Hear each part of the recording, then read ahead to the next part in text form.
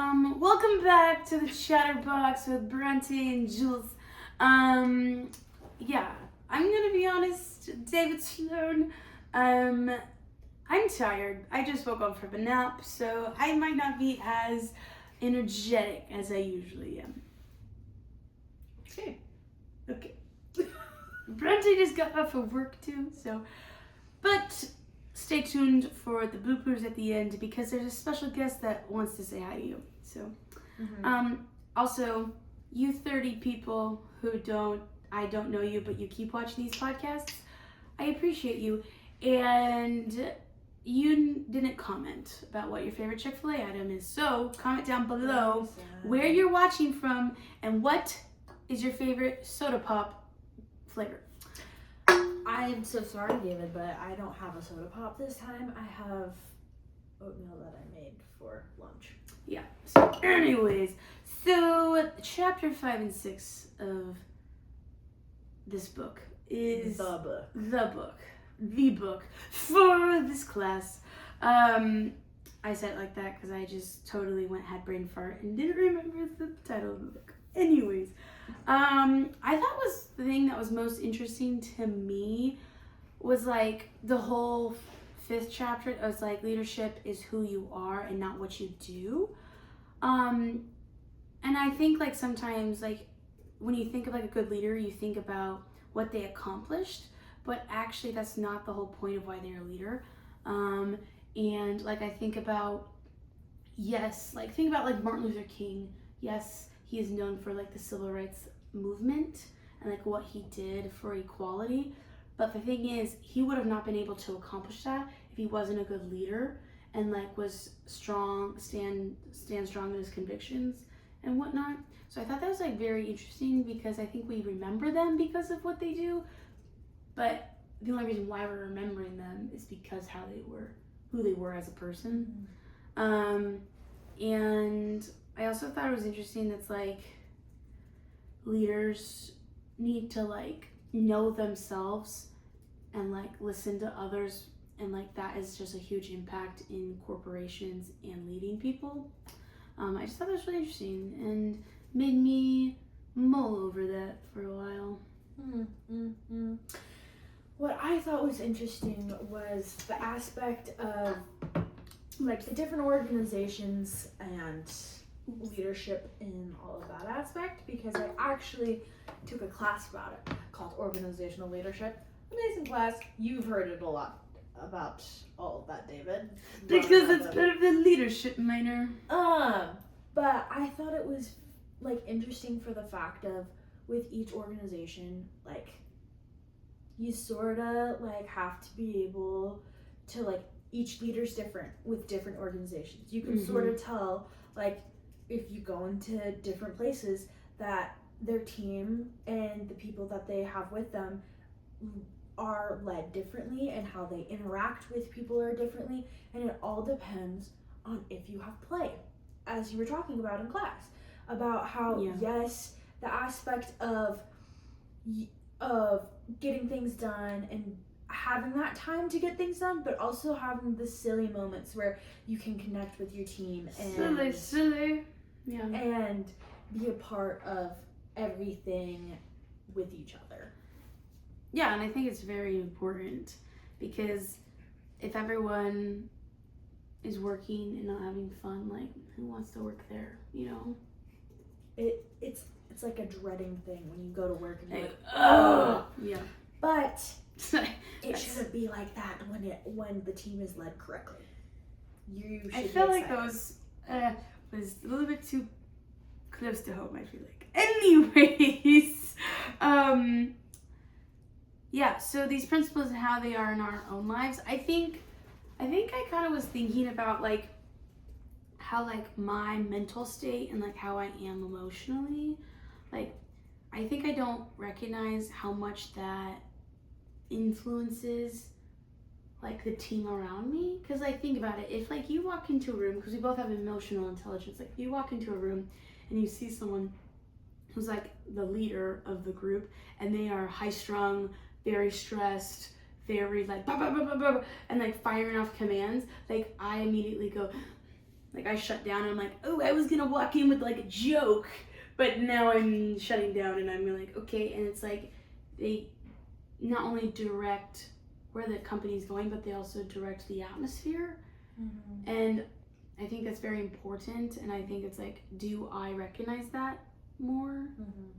And I think I should, because that's the courteous thing to do. It's just like Little Garden. Like they're like that community there, like there's still high schoolers, there's people from Gonzaga, there's people from the community college that work at this place. But it's like at the beginning when you get your schedule, you're like, ugh, like, are you kidding me? Like, I'm working with this person, like they're just But if your boss hires the correct people and are building that community up, it's like excited to go to work, being like, oh, I gotta work with this person, I'm gonna go in and have this like hyper energy. And it just makes not just the workers, it's the whole community of that building and the people that are in there. It sort of like lifts up, and it's like it's just lifts off your shoulders that stress.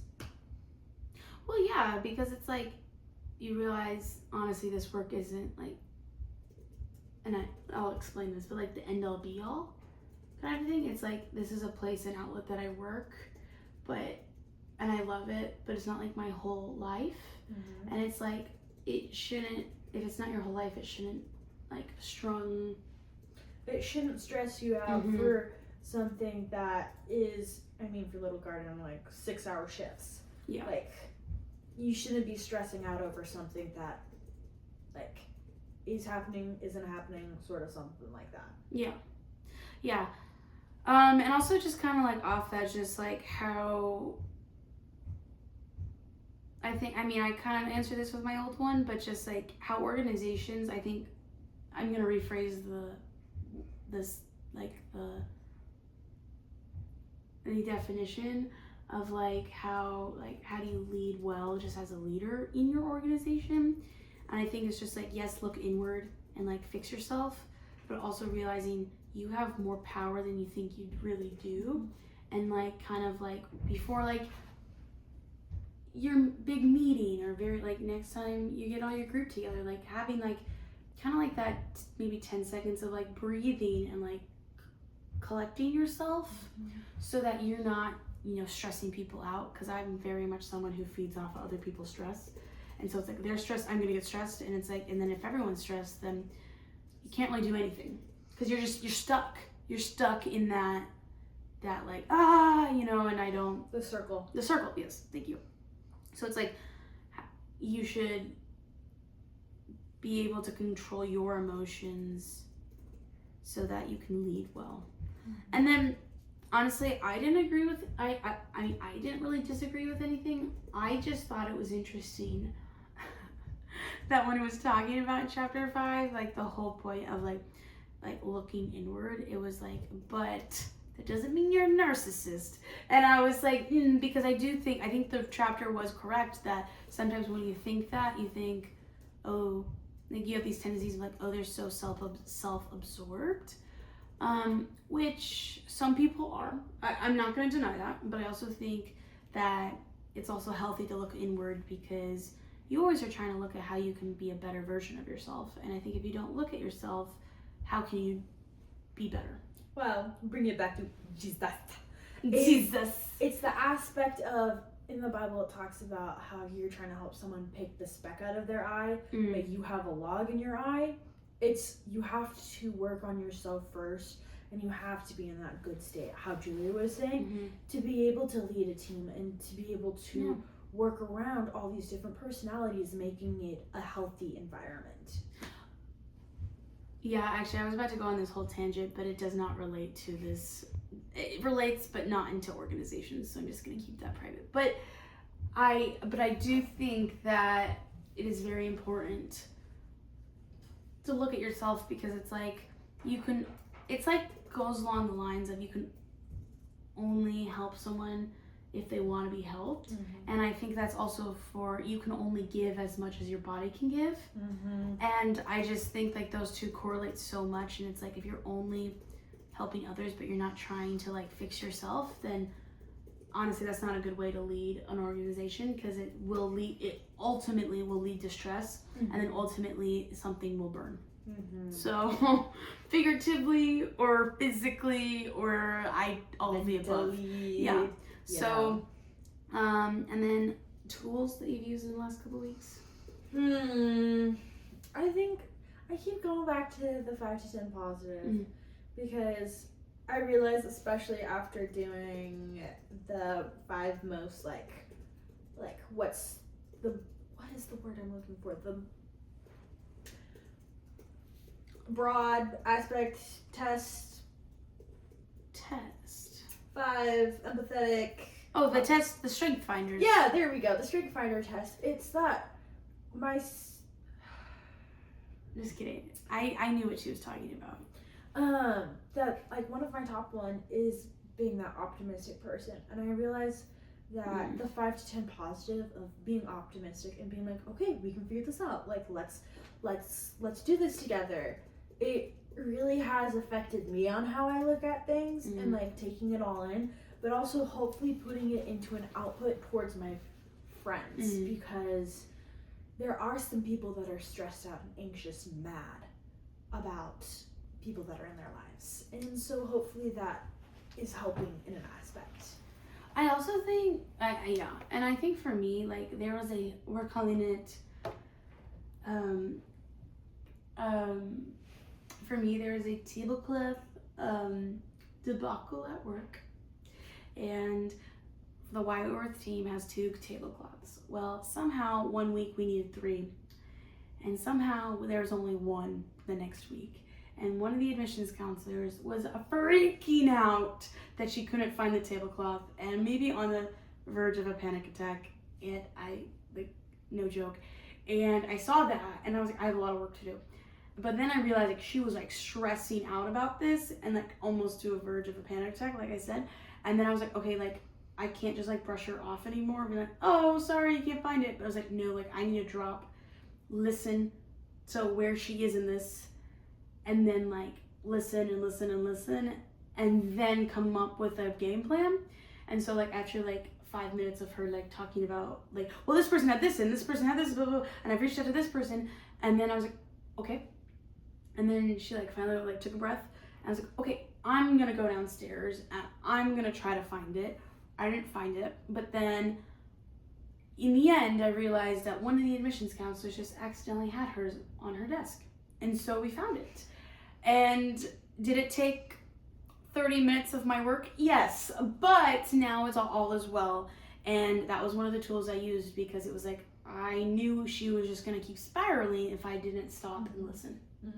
So that's something I did. Yeah.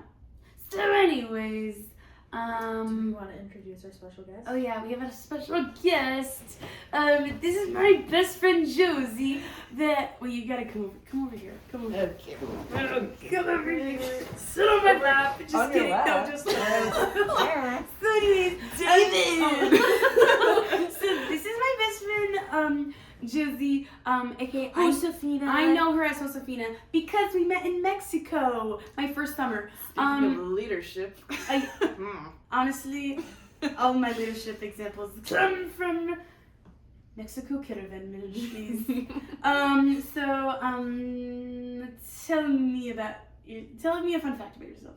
And where you're from and where you go to school and your major. Okay.